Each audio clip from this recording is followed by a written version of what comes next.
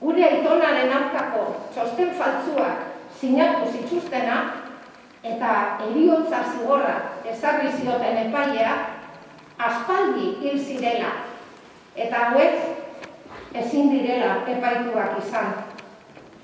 Guretzako aitortzarik onena gertatutakoaren egia onartzea eta askatasunarengatik bizitza eman zuten haien justizia egitea izango litzateke. Bukatzeko, bihotz-bihotzez eta benetan, eskerrik asko bizikidetza batzordeari ekimen honengatik.